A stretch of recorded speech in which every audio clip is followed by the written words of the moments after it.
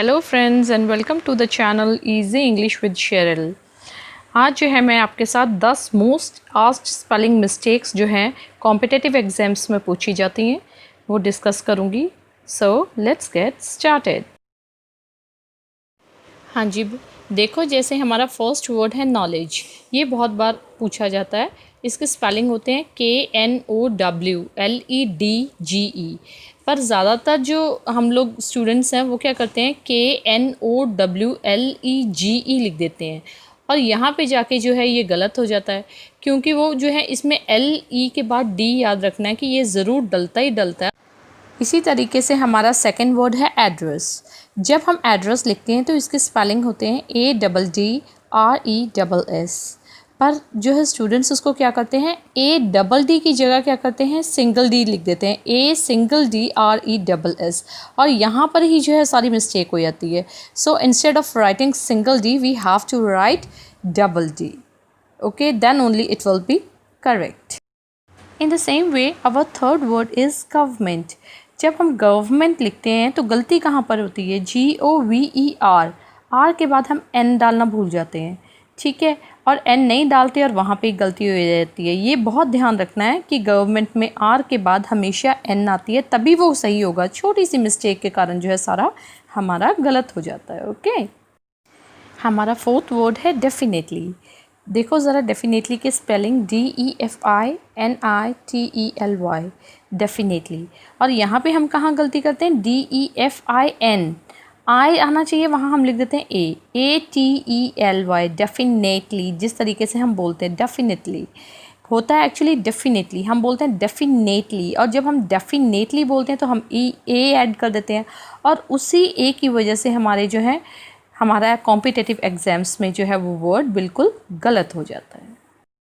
इसी तरह हमारा फिफ्थ वर्ड है वेंजेंस। वेंजेंस का मतलब होता है बदला लेना किसी से, और वेंजेंस के स्पेलिंग होते हैं VENGEANCE, और देखिए यहाँ पे कहाँ गलती हुई VENGENCE लिख देते हैं हम, मतलब ई के बाद जो ई और एन के बीच में हम ए लिखना भूल जाते हैं, और इसी वजह से हमारे जो है मार्क्स डिडक्ट हो जाते हैं, जबकि गलती बिल्कुल भी नहीं होती। कई बार छोटी सी कन्फ्यूजन होती है और उसी की वजह से जो है हमारा सारा गलत हो जाता है। तो ये बहुत केयरफुल रहना है कि हमारे ए ज़रूर डालनी है बीच में, अदरवाइज़ वो हमारा गलत हो जाएगा बिल्कुल। Next word is truly.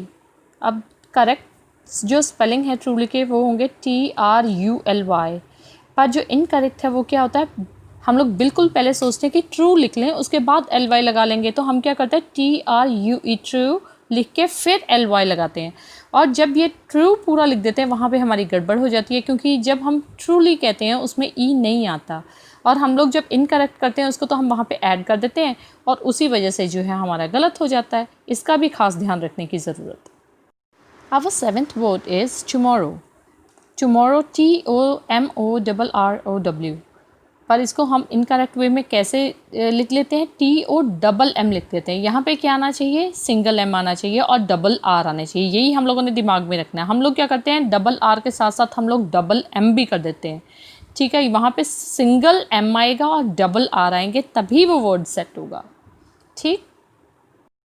हमारा 8th वर्ड है प्रोनाउंसिएशन।